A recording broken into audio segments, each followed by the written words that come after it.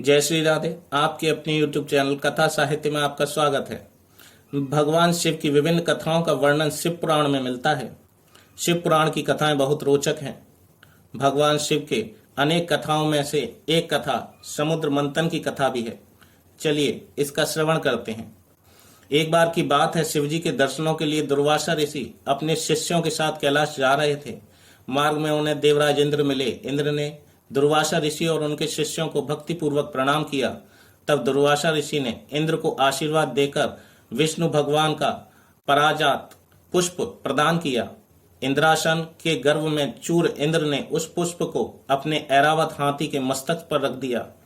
उस पुष्प का स्पर्श होते ही ऐरावत सहसा विष्णु भगवान के समान तेजस्वी हो गया। उसने इंद्र का परित्याग कर दिया और उस दिव्य पुष्प को कुचलते हुए वन की ओर चला गया।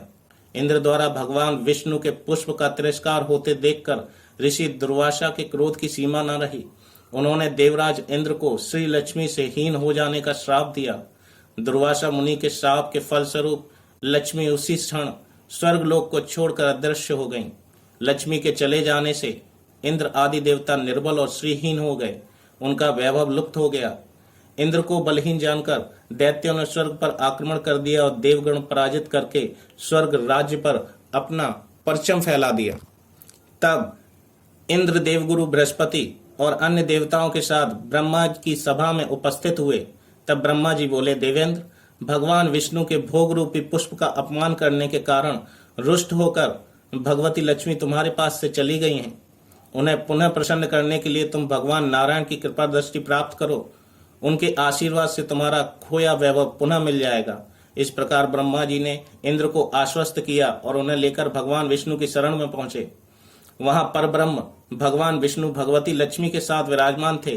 देवगण भगवान विष्णु की स्तुति करते हुए बोले, भगवान, आपके श्री चरणों में हमारा बारंबार प्रणाम। भगवान, हम सब जिस उद्देश्य से आपकी शरण में आए हैं, कृपा करके आप उसे पूरा कीजिए।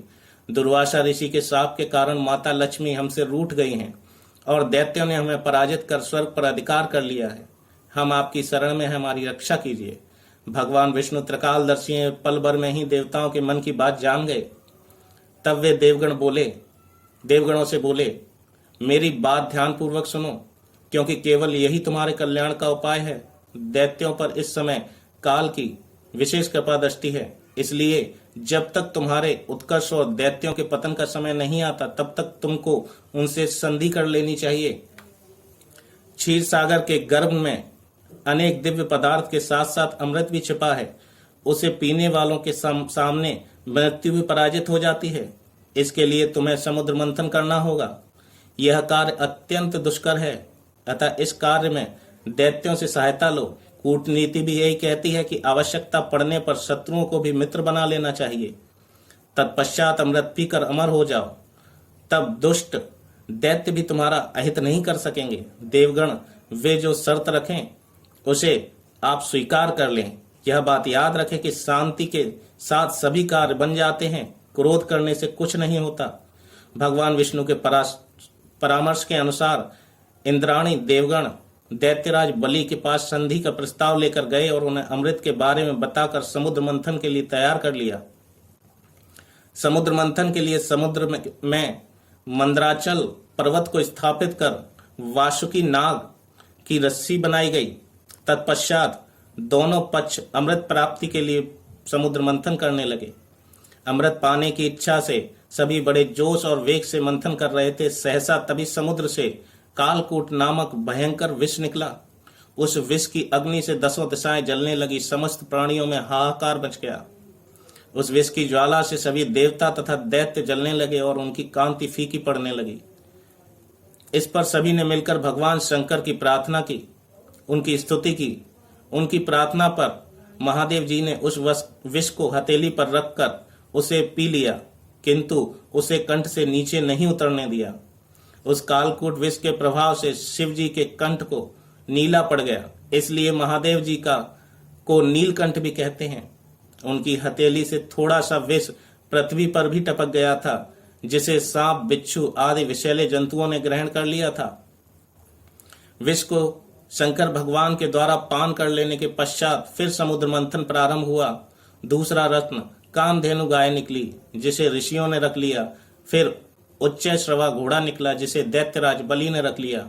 उसके बाद ऐरावत हाथी निकला जिसे देवराज इंद्र ने पुनः ग्रहण किया। ऐरावत के पश्चात कौस्तुभ मणि समुद्र से निकली, उसे विष्णु भगवान ने रख लिया।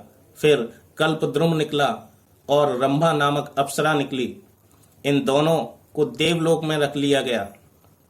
आगे फिर समुद्र मंथन से लक्ष्मी जी निकली। लक्ष्मी जी ने स्वयं ही भगवान विष्णु को वर लिया। उसके बाद कन्या के रूप में वारुणी प्रकट हुई जिसे दैत्यों ने ग्रहण किया। फिर एक के पश्चात एक कई और रत्न निकले और इस प्रकार समुद्र मंथन पूर्ण हुआ। आपको ये वीडियो कैसा लगा कमेंट करके बताएं। चैनल को सब्सक्राइब करें। जय श्री राधे।